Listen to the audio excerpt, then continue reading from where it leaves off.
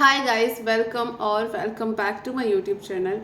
I hope you are doing extremely well and safe. आज बात कम करूँगी, मतलब टॉपिक पे बात ज़्यादा करूँगी. ओके, सो फाइनली आपको थंबनेल से समझ में आ गया होगा कि आज किस बारे में बात करने वाली हूँ.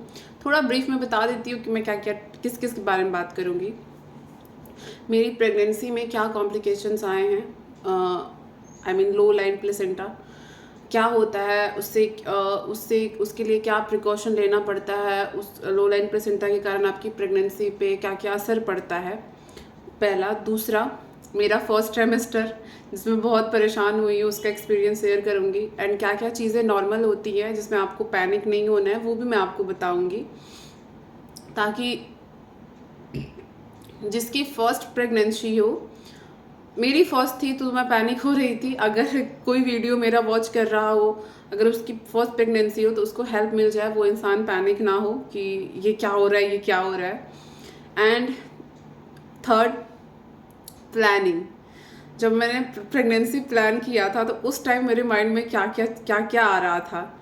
So without any further do let's get started, क्योंकि वीडियो लंबी ना हो जाए तो बस टॉपिक पे हम लोग बात करेंगे. सो सबसे पहले मैं बात करती हूँ प्लानिंग से ही, क्योंकि स्टार्ट वहीं से होता है. सो 3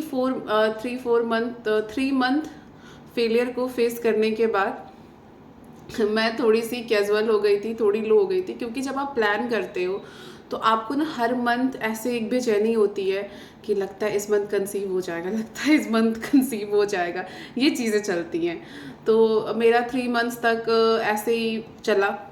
तो मैंने सोचा कि आखिर प्रॉब्लम क्या है, और मैं थोड़ी सी नेगेटिव भी हो गई. मुझे लगा मम्मी लोग ठीक ही बोलती है, बच्चा कर लो, नहीं तो लेट होता है तो लेट ही हो जाता है. जब आपको नॉलेज नहीं होता है तो ये सब चीज़ें आपको सही लगती हैं. सो ये सब चीज़ें मेरे दिमाग में चलने लगी. फिर मैं सोची अच्छा फ़ोन किस दिन काम आएगा, फ़ोन में थोड़ा सर्च किया जाए, थोड़ा नॉलेज लिया जाए इन सब चीज़ों के बारे में. तो जब मैं अपना फ़ोन पे सर्च स्टार्ट की, तो बेसिकली मैं कर क्या रही थी, मुझे जहाँ तक पता था सिंपल, कि जब आपका पीरियड ख़त्म होता है तो 2 वीक्स तक कंसीव करने के चांस ज़्यादा होते हैं. बस मैं ये चीज़ बस ये एक लाइन मेरे को पता था, इसके बाद मुझे कुछ भी नहीं पता था. तो जब मैं सर्च करने लगी तो उसमें मुझे पता चला कि एक ओवुलेशन डे होता है, आपके पीरियड ख़त्म होने के बाद आपका एक ओवुलेशन डे होता है, उसके अराउंड कंसीव करने के ज़्यादा चांस होते हैं. अब ये मुझे पता चला. तो लास्ट मतलब 3-4 मंथ, जिस मंथ मेरा 4 मंथ, हाँ 4 मंथ वाले में भी मेरा पीरियड आ गया. जब यार कितना हाँ, तो जब उस मंथ भी आ गया तो उस टाइम मुझे ये सब चीज़ें जब पता चली तो मैं बोली अच्छा ठीक है, फिर मैं ओवुलेशन डे क्या होता है इस बारे में थोड़ा नॉलेज ली. तो मैंने अपना ओवुलेशन डे वगैरह ट्रैक करके रखा हुआ था नेक्स्ट मंथ के लिए. और हुआ क्या, नेक्स्ट मंथ ही मेरा पीरियड मिस हो गया. तो जब मेरा पीरियड मिस हुआ तो मैं बिल्कुल ऐसा, मेरे दिमाग में बिल्कुल नहीं आ रहा है, क्यों नहीं आ रहा है कि पीरियड मिस होने का मतलब मैंने कंसीव कर लिया है. क्योंकि जो 3-4 मंथ जो मेरे साथ हुआ है ना, मैं ना थोड़ी कैजुअल हो गई थी कि नहीं ऐसा कुछ नहीं है, मतलब ऐसे ही गया होगा, ये सब मेरे दिमाग में नॉर्मली चल रहा था. तो मैं उस टाइम घर पे थी, तो वर्कआउट वगैरह मेरा छूटा हुआ था. तो मैं घर से आई तो मैं सोची अच्छा वर्कआउट करूँगी तो मेरा पीरियड आ जाएगा. बस ऐसे ही मैंने सोचा, मैं वर्कआउट स्टार्ट कर दी. इसकी वजह से मैंने फुल कार्डियो किया. जब फुल कार्डियो किया तो मेरा पीरियड नहीं आया. वैसे ही 1-2 दिन डिले हो गया था, मेरा पीरियड नहीं आया. फिर मैंने लेग किया. लेग करने के बाद तो मैं एकदम श्योर थी कि आ ही जाएगा. लेग भी किया, फिर भी नहीं आया. फिर 2 दिन 3 दिन ऐसे ही एक्स्ट्रा हुआ. जब 5th डेज तक मेरा पीरियड नहीं आया तो मैंने मेरी मम्मी को बताया. मेरी मम्मी, तो मम्मी ने बोला, मैं ऐसे ही मैं मम्मी से पूछी कि ऐसे मम्मी लेट हो गया है, सो क्या करूँ, वर्कआउट करूँ या छोड़ दूँ. तो मम्मी बोली नहीं, कर रही हो तो करो, तुम्हारी आदत है, नहीं तो तुम कहोगी कि मम्मी इधर दर्द हो रहा है उधर दर्द हो रहा है, तो स्ट्रेचिंग वगैरह कर लो, ज़्यादा वर्कआउट नहीं करना, हार्ड मत करना. तो मैं बोली ठीक है. तो मैं 1-2 दिन स्ट्रेचिंग वगैरह मतलब नॉर्मल वर्कआउट करने लगी, फिर भी नहीं आया. तो ना मुझे थोड़ी सी ऐसे नहीं होती, होप हो जाती है आपको कि लगता है इस बार हो गया है ऐसे मुझे आने लगा. तो मैं इनको बोली देखो इतना दिन डिले तो होता नहीं है कभी, एक किट ले आओ मैं चेक कर लेती हूँ. तो वो किट लेके आए और वैसे ही मैंने चेक किया. बट जिसका डर था नो, तो क्योंकि 3-4 मंथ से तो नो में ही जा रहा था, तो बस वही हुआ, नेगेटिव आया. जब नेगेटिव आया तो मैं बोली बेकार ही चेक किया, मैं ठीक ही थी, मैं खुद ही आ जाता. फिर मैं सोच रही हूँ अच्छा ठीक है, चलो ठीक है नेगेटिव आया, बट मेरा पीरियड क्यों नहीं आ रहा है, वो भी एक क्वेश्चन था मेरे लिए। मैं कभी इतना लेट हुआ नहीं है, मैं इनसे भी डिस्कस कर रही हूँ। तो बोले नहीं आ जाएगा, टेंशन मतलब होता है कभी 1 वीक तक आगे जाता है। मैं बोली नहीं गया है कभी मेरा बाबा, ऐसे हो ही नहीं सकता ऐसा। मैं ये सब डिस्कस करने लगी और मेरा वर्कआउट स्टार्ट था, लेकिन मैं थोड़ी स्मार्ट थी कि मैं लाइट वर्कआउट कर रही थी। मेरे दिमाग में कहीं ना कहीं ये भी चल रहा था कि हो सकता है अगर हो तो वर्कआउट करने से कोई प्रॉब्लम ना हो जाए, तो मैं एकदम लाइट वर्कआउट कर रही थी। फिर 1-2 दिन डिले हुआ, फिर 1-2 दिन डिले हुआ। फिर मेरे दिमाग में आया कि यार डिले क्यों हो रहा है, डिले क्यों हो रहा है। तो मैं नेट पे ऐसे ही चेक करने लगी, तो नेट पे चेक करने लगी तो उसमें तो ऐसे ही बहुत सारे रीजंस आते हैं कि डिले होने का मतलब आप पीसीओडी, पीसीओएस, ये वो फलाना ढिमकाना। तो नेट की तो बात से ऐसे ही मैं डिस्टर्ब हो गई। जब और लेट हुआ तो मैं बोली ठीक है इस बार फिर से ले आओ, इस बार फिर चेक किया जाए। फिर से चेक की, फिर नेगेटिव आया तो मैं उसको फेंक दी हूँ डस्टबिन में। और दिन भर निकाल निकाल के चेक कर रही हूँ, डबल लाइन आया, डबल लाइन आया, डबल लाइन आया, क्या हो रहा है आज। तो बट नहीं आया डबल लाइन। अब तो मैं बिल्कुल ही ऐसे लो हो गई हूँ। लो 2 रीजन से हो गई हूँ, ना पीरियड भी नहीं आ रहा है ना ही पॉजिटिव आ रहा है। तो जाहिर सी बात है आपके दिमाग में बहुत सारी चीज़ें आएंगी। तो ऐसे ही मैं और अपना मतलब मेरी आदत है कि मैं जिस चीज़ के पीछे पड़ जाती हूँ ना, फिर मैं उसके डिटेल में जाती हूँ। मैंने खुद से जितना हो सका मतलब मेरी बॉडी के लिए किया अच्छा है, वर्कआउट वगैरह ये सब मैंने खुद से लर्न किया है, तो मेरी आदत है।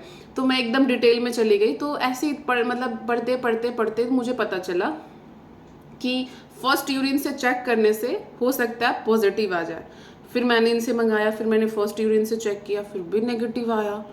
बोली ना अब लगता है कोई और प्रॉब्लम है। फिर मैं इनसे बोल रही हूँ देखो 5 दिन हो गए हैं नहीं आया और बस नेगेटिव आ रहा है, 5 से 6 दिन हो गए थे। और मैं उसी मतलब 2 दिन के अंदर ही बहुत बार चेक कर ली थी, सुबह दोपहर शाम, सुबह दोपहर शाम, नेगेटिव आया। ऐसा करते हम डॉक्टर के पास चलते हैं। तो बोले ठीक है चलेंगे, क्या प्रॉब्लम है, दिखा लेना एक बार, क्या प्रॉब्लम है, घर पे क्यों डॉक्टर बनना। मैं बोली हाँ एक बार चल के दिखा लेते। उसके बाद हम लोग का यही प्लान था। तक मुझे थोड़ा बहुत भूत चढ़ चुका था यूट्यूब पे अपनी चीज़ों को छानबीन करने का। और मैं यूट्यूब पे सबसे पहले क्या सर्च कर रही थी, सिम्टम, क्या सिम्टम होते हैं प्रेगनेंसी के। अब ऐसा कोई सिम्टम मेरे में नहीं था, और का तो नहीं पता, मेरे में कोई भी सिम्टम नहीं था, बिल्कुल 0 सिम्टम, कुछ भी नहीं मुझे फील हो रहा था। तो सिम्टम तो कुछ है नहीं। तो ऐसे ही मैं यूट्यूब स्क्रॉल कर रही थी तो उसमें एक वीडियो पॉपअप होके आया कि प्रेगनेंसी अगर आपका पीरियड मिस हो गया, अगर आप किट से चेक कर रहे हो तो कम से कम 2 वीक बाद चेक करो, 14-18 डेज हो जाना चाहिए, तभी वो किट डिटेक्ट कर पाता है।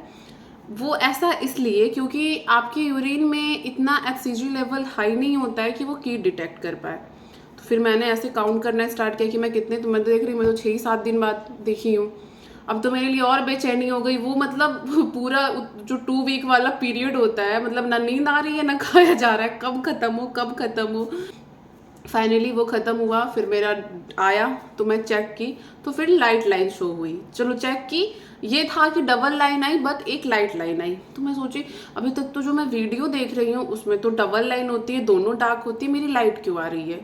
तो ठीक है, मैं बहुत ज़्यादा खुश हो गई थी कि चलो लाइन तो आया एटलीस्ट। फिर ना मैं ऐसे ही, मेरी आदत है तो मैं ऐसे ही फिर से वो लाइट लाइन वाली स्टोरी में चली गई। मेरा उस पर नॉलेज लेना स्टार्ट हुआ। अब जब मैं उस पे देखने लगी तो उसमें भी ऐसी ऐसी चीज़ें आ रही हैं कि मतलब मेरा स्ट्रेस लेवल हाई हो गया एकदम।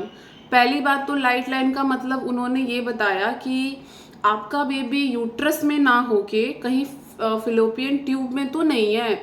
अगर बेबी फिलोपियन ट्यूब में होता है तो उसको डॉक्टर को बाहर निकालना होता है, अगर यूट्रस में नहीं है तो। ये एक चीज़। उसके बाद एक चीज़ तो मैंने अजीब ही पढ़ लिया कि ये मिसकैरेज के चांस होते हैं।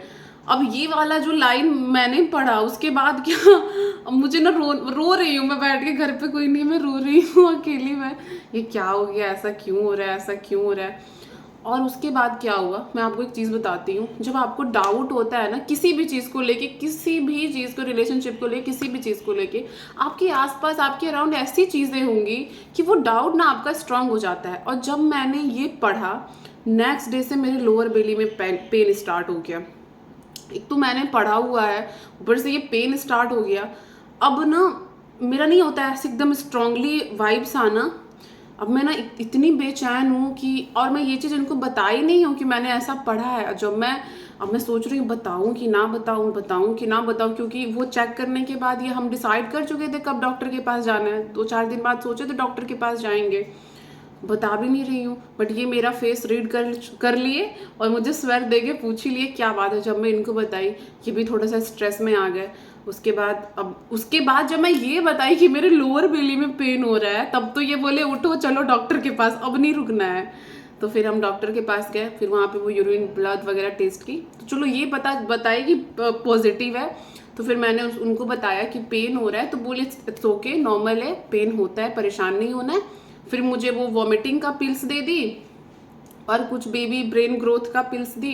बोली वॉमिट होगा तो आप उसको लेना। मैं बोली ठीक है। मैं बोली तो अभी तो हो नहीं रहा है। तो बोली बहुत अच्छी बात है, अच्छी प्रेगनेंसी है आपकी। मैं बोली अच्छा वॉमिटिंग होता है। उसके बाद मुझे लगता है 5 से 10 दिन बाद, आपके फर्स्ट ट्राइमेस्टर में 1 मंथ जो है आपका ट्रैक करने में पता चला जाता है कि आपने कंसीव किया कि नहीं किया। उसके बाद जो मैं वहाँ से आई 2-3 दिन बाद, मुझे मॉर्निंग नोजिया जो स्टार्ट हुआ है, फुल, एक तो मॉर्निंग में वॉमिट होता था, उसके बाद फुल डे ऐसा फील होता था कि वॉमिट होने वाला है, वॉमिट होने वाला है। होता नहीं था, बस फील होता था। एकदम मुंह का टेस्ट चला गया, कुछ भी अच्छा नहीं लग रहा है, कुछ भी नहीं। पानी, और क्या, पानी तक भी मैं पी रही हूँ तो वो भी मैं वॉमिट कर दे रही हूँ, और कुछ खा पी नहीं रही हूँ। एकदम कॉन्स्टिपेशन अलग हो गया, 4 दिन हो गया, 5 दिन हो गया, गई नहीं हूँ मैं। सो अभी उस टाइम ये सोच रही हूँ खा ही नहीं रही हूँ तो जाऊंगी क्या। लेकिन मतलब ऐसी ऐसी चीजें आ रही थी ना, मैं बता नहीं सकती। मैं सच में, अभी मैं एक चीज बोलूंगी आप हंसोगे। जब मैं लैट्रिन नहीं जा रही थी तो मेरे माइंड में क्या चल रहा था, लैट्रिन पेट में होगा, मेरा बेबी उधर ही है, उसको स्मेल आ रहा, मतलब ये सब चीजें मैं सोच रही हूँ। उसको स्मेल जा रही होगी, इसकी बेचारा कैसे होगा। मैं कितनी बेवकूफ थी, अब सोच रही हूँ। ये सब चीजें मैं हर रोज लैट्रिन, इस वजह से मैं और ज्यादा स्ट्रेस होने लगी। मतलब एक चीज तो है भाई, जब आप माँ बनते हो, आपको कुछ भी हो ठीक है, आपको आपकी बेबी को कुछ नहीं होना चाहिए। सो ये सब चीज़ें मेरे दिमाग में चल रही है और मैं खा नहीं रही हूँ। एक तो मैं इतनी परेशान, मेरा सोना जीना एकदम हराम हो गया है, चेहरा एकदम पिगमेंटेशन से भर गया है, बॉडी डार्क हो गई है। और इनको, मेरे पति देव को उसी टाइम झगड़ा करना सूझा है, क्यों, तो आप खा नहीं रही हैं, खा नहीं रही है, इस वजह से। और मुझे कभी कभी ऐसा लगता था इसका तो मतलब जच्चा से प्यार ही खत्म हो गया है, बस बच्चे के पीछे ध्यान दे रहा है, मैं इसलिए और ऐसे मतलब हो जाती थी। आपको मेरा ख्याल नहीं है।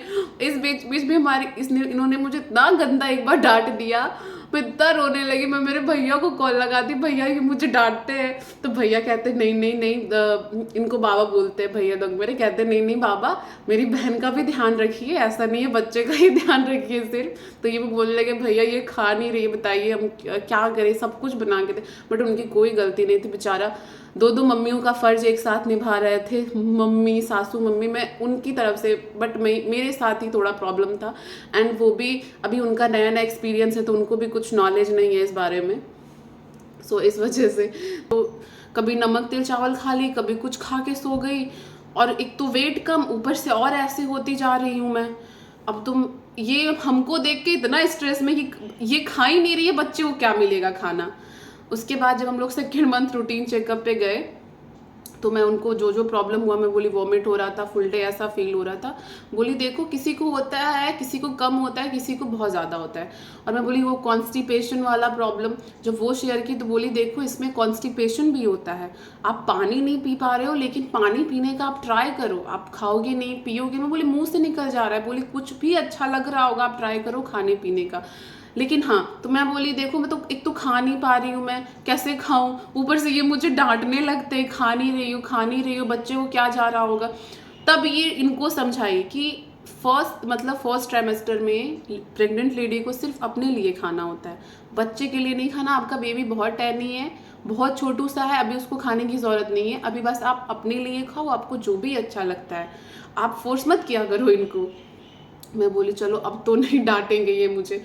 फिर हम लोग वहाँ से दिखा उखा के घर आए, उसके बाद ये मुझे नहीं डांटने लगे। उसके बाद से फिर मैं जो बोलती, साबूदाना, फिर आलू, मतलब मैं व्रत वाला खाना खा रही थी, साबूदाना और सेंधा नमक डाल के आलू, ये मैं खा रही थी बस रात में। 2nd मंथ भी मेरा वैसे ही चला पूरा एकदम परेशानी वाला कॉन्स्टिपेशन ये वो, बट खैर ये डांटना बंद कर दिए थे मुझे। फिर हम लोग 3rd मंथ पे गए तो उस टाइम मेरा एक स्कैन होना था और क्या था, और एक स्कैन था और रूटीन चेकअप था, और कुछ भी ज़्यादा नहीं था। तो बस रूटीन चेकअप में आपका बीपी वेट वगैरह चेक की वो, फिर स्कैन की। स्कैन जब मेरा रिपोर्ट आया, ऐसे बोलती हैं आप एकदम अच्छी हैं, आपका बेबी बहुत अच्छा है। मैं खुश हो गई, बट एक प्रॉब्लम है। मैं बोली अब क्या प्रॉब्लम है, मतलब प्रॉब्लम ऐसे ही सुन के ऐसे मेरा सर हो जाता था। तो बोली अब क्या प्रॉब्लम है, तो आपका प्लेसेंटा लो लाइन है। तो मुझे अब प्लेसेंटा के बारे में कुछ भी नहीं पता है। तो बोली क्या होता है ये प्लेसेंटा, तो बोली ये अभी ये मतलब मैं ऐसे पूछी प्लेसेंटा क्या होता है, फिर मैं कही अब इसका ये तो मुझे उतना टाइम देंगी नहीं, इनसे मैं बस ये पूछती हूँ कि प्लेसेंटा से प्रॉब्लम क्या है। तो मैं बोली अच्छा ठीक है चलो प्लेसेंटा है तो है, इससे प्रॉब्लम क्या क्या होती है।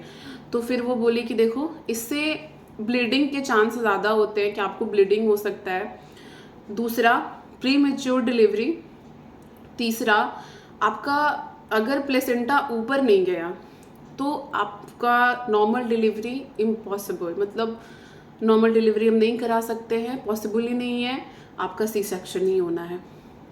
ये 2 चीज़ तो चलो ठीक है कि प्रेजेंट वो प्री मेच्योर डिलीवरी ये मैं नहीं सोच सकती थी, मतलब थोड़ा सा इससे डरी थी मैं, ब्लीडिंग से भी थोड़ा बहुत डरी थी मैं, सी सेक्शन सुन के बहुत ज़्यादा डर गई मैं, क्योंकि हर कोई को नॉर्मल डिलीवरी चाहिए होता है, हर कोई का होता है कि मेरा नॉर्मल डिलीवरी हो ताकि हम जल्दी रिकवर हो जाए। और मेरे लिए तो प्लीज़ सब लोग मिल के प्रे करना कि मेरा नॉर्मल डिलीवरी हो ताकि मैं जल्दी फिट एंड फाइन हो जाऊँ, और जल्दी से जल्दी तो नहीं फिर भी जब तक बेबी फीड करेगा तब तक तो मैं वेट कम नहीं कर सकती हूँ, उसके बाद मैं जल्दी वेट कम कर लूँ। ये सी सेक्शन सुन के ना मैं बहुत ज़्यादा पैनिक हो गई, मतलब बहुत ज़्यादा डर गई मैं। बाहर आई हूँ तो फिर हम लोग मतलब खाने वाने लंच वंच करने गए, मतलब ऐसे मुंह मेरा उतरा हुआ है बिल्कुल। तो ये मुझे काम कराने के लिए ना शॉपिंग करा रहे, कहते चलो शॉपिंग कर लेना। शॉपिंग करने गई और जब तक शॉपिंग की तब तक थोड़ा सा ऐसे एंगेज हो गई थी, ये कपड़ा लेना है वो कपड़ा लेना है, ऐसे ट्राई वैसे ट्राई। और फिर जब आके कार में बैठी फिर मैं सोचने लगी यार ये क्या प्रॉब्लम हो गया। उसके बाद वो बोली आपके लोग, हाँ मतलब इतना कुछ हो गया। फिर मैं घर आई तो मैं उनसे पूछी कि इसके लिए क्या करना होगा, डॉक्टर से पूछी थी मैं, गायनिक से अपनी। तो वो बोली कि देखो कुछ नहीं करना है, बेड रेस्ट करना है। आपका प्लेसेंटा अगर लो लाइन आया तो आपको फुल्ली बेड रेस्ट पे जाना है, आपको हैवी चीज़ों को नहीं उठाना है, वो तो ऐसे ही नहीं उठाना होता है, झाड़ू पोछा हर चीज़ ऐसे ही बंद हो जाता है, बट आपको बेड रेस्ट करना है। तो मैं बोली वॉक कर सकती, बोली हाँ कंटिन्यू, ऐसा नहीं है कि हम मैं चल रहे हो तो चल ही रहे हो, वैसा कुछ नहीं करना है, थोड़ा सा रेस्ट पे ज़्यादा फोकस करना है। मैं बोली चलो ठीक है। फिर भी मैं घर आई और अपना फ़ोन उठाई, अलग ही प्लेसेंटा पे एकदम पूरा प्लेसेंटा का क्या स्टोरी है, प्लेसेंटा क्या होता है, उससे क्या रिस्क है, वो कैसे ठीक होगा, पूरा डिटेल में उसका नॉलेज लेना क्योंकि बता रही हूँ ना मेरे अंदर वो चीज़ है कि अगर मुझे कुछ भी मेरे दिमाग में ऐसे क्लिक करता है तो फिर मैं उसका पूरा रामायण महाभारत देखने बैठ जाती हूँ कि क्या इसका।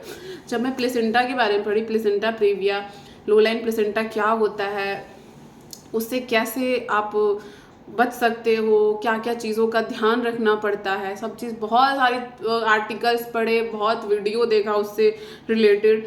तो उसके उसी वीडियो में मुझे मतलब बहुत सारी चीज़ों को देखने के बाद, समझने के बाद, उसमें बस मुझे यही पता चला कि आप जितना बेड रेस्ट कर सकते हो वही, हैवी चीज़ों को नहीं उठाना है, स्ट्रेट नहीं सोना है आपको, या फिर लेफ्ट साइड होके सोना है या राइट साइड होके सोना है, स्ट्रेट बिल्कुल नहीं सोना है। अगर आप बैठे भी हो तो आपके ये टमी वाले एरिया पे या खासकर लोअर, मतलब लोअर क्या बोलो, पूरा जो टमी का एरिया होता है वो किसी भी प्रकार का प्रेशर फील नहीं होना चाहिए।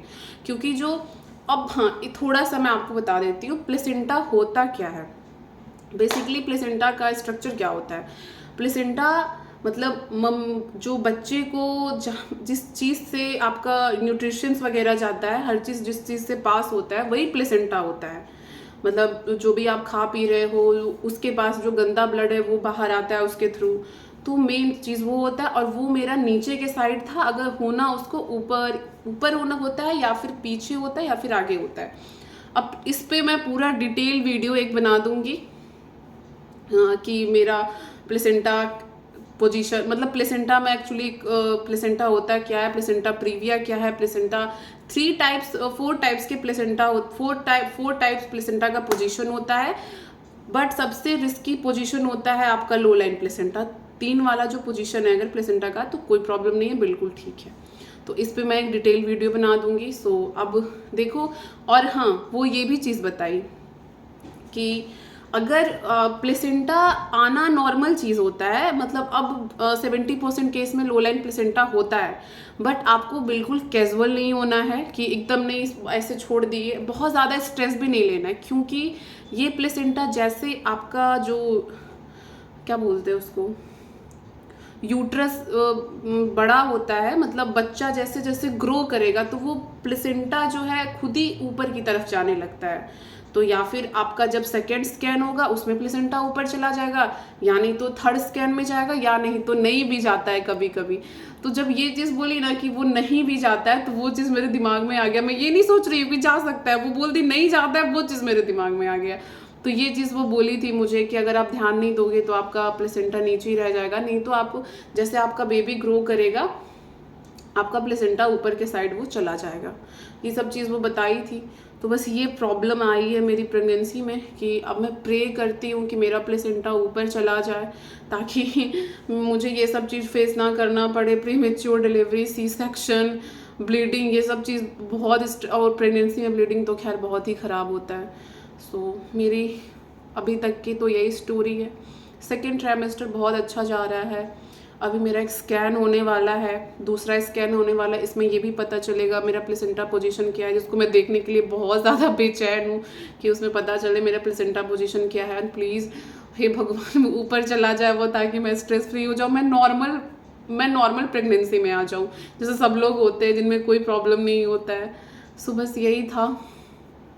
आई नो जो लोग प्रेग्नेंट हो गए होंगे, जिनको बेबी हो गया होगा, पक्का उनके माइंड में फर्स्ट टाइम ये सब चीज़ें आती होंगी। अगर ये सब प्रॉब्लम उनके पास आया है, अगर प्लेसेंटा प्रॉब्लम आया है, हर चीज़ आया है, तो पक्का ये सब चीज़ से वो रिलेट करेंगे। और जिनकी जो प्रेग्नेंट होने वाले हैं, मतलब जो चाहते हैं कि मैं मम्मा बनूं, उनके साथ भी ये सब चीज़ होगा ही। अगर नॉलेज है बेटा तब तो बहुत अच्छा है, नहीं तो मेरी तरह परेशान होगे कि ये क्यों हो रहा है, वो क्यों हो रहा है, ऐसे क्यों हो रहा है, वैसे क्यों हो रहा है। सो बस यही थी मेरी फर्स्ट प्रेगनेंसी नहीं, फर्स्ट ट्राइमेस्टर की स्टोरी।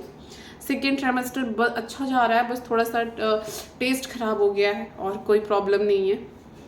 सो प्लीज़ अगर आपको वीडियो हेल्पफुल लगा हो तो don't forget like, subscribe and share. Please channel को सब्सक्राइब करना, वीडियो को लाइक करना और शेयर करना मत भूलना, क्योंकि आप लोग सब्सक्राइब नहीं करते हो, वॉच करते हो वीडियो, सब्सक्राइब नहीं करते हो। सो मिलेंगे नेक्स्ट वीडियो में बहुत जल्द।